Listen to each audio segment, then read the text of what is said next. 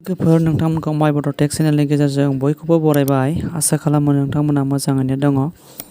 दिनै नोंथांमोननि थाखाय मोनसे स्पेशल भिडिअ लानानै फैदों। हाइ स्कुल फरायनाय स्टुडेन्ट लोगो नोंथांमोननिसिम मोनसे इम्पर्टेन्ट फोसावनाय। नोंथांमोननि थाखाय एबा जाय दा hslc केन्डिडेट मेट्रिक एग्जाम लिरगोन बिथांमोननि थाखाय मोनसे सेभाया नटिस फोसावबाय। नोंथांमोननि थाखाय नोंथांमोना नभेम्बर 25 निफ्राय hslc एग्जामनि थाखाय फर्म फिलआप खालामनानै लानो हानाय मोनसे खौरां एबा नटिसखौ फोसावबाय। जोङो बिदिब्ला जों नायनोसै। नोंथांमोना नायनो हागोन नटिसखौ। Board of secondary education Assam SEBA has release the official notification of SEBA online form fill-up 2021 for upcoming high school leaving certificate hslc and Assam High Madrasa examination 2022। दानिया जोङो नायनोसै स्क्रलखौ बोखोनानै स्क्रल डाउन खालामनानै नायदो। नटिसआ name of board of secondary education Assam SEBA name of exam hslc एबा AHM examination 2022 2022 नि थाखाय नोंथांमोना जायफोर मेट्रिक केन्डिडेट hslc एग्जाम लिरगोन नोंथांमोननि थाखाय मोनसे नटिस फैबाय फर्म फिलआप खालामनायनि।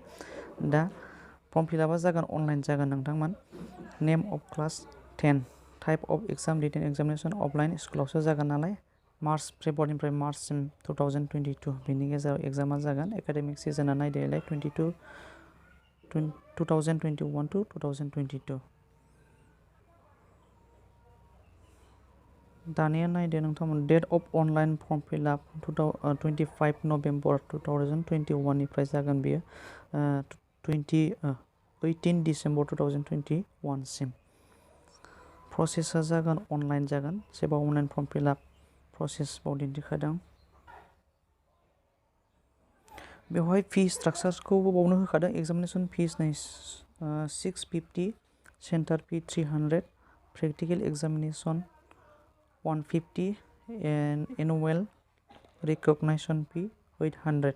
टटेल बेसेबां जाखो नोंथांमोना नायदो। जेब्ला टाइम जायो अब्ला नोंथांमोना गाव गावनि मबाइलनि गेजेरजोंबो खालामनानै लानो हागोन। बेनि वेबसाइटआ जाबाय www.sebaonline.org। बे अनलाइन वेबसाइटआव नोंथाङा गावनि मबाइलजोंनो खालामनानै लानो हागोन। आरो नङाबा नोंथाङा बे चेनेलनि गेजेरजों माबोरै अनलाइन खालामो बेनि प्रसेस एबा स्टेपखौ मोननो हागोन।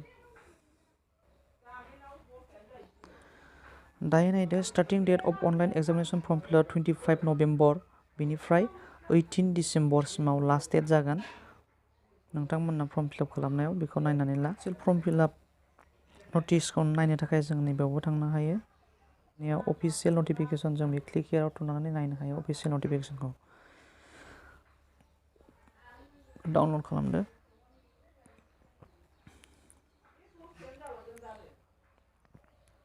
नुनो मोनबाय जोङो नटिसखौ board of secondary education Assam बामोन मेदाम Guwahati online form fill up 25 November to 18 December 2021 last date of challan generation challan दानो नांगोन 21 December. Last date of payment at the apex bank 21 डिसेम्बरावनो पेमेन्ट खालामनो नांगोन। Online checklist correction 22 December. Last date of checklist correction 31 December.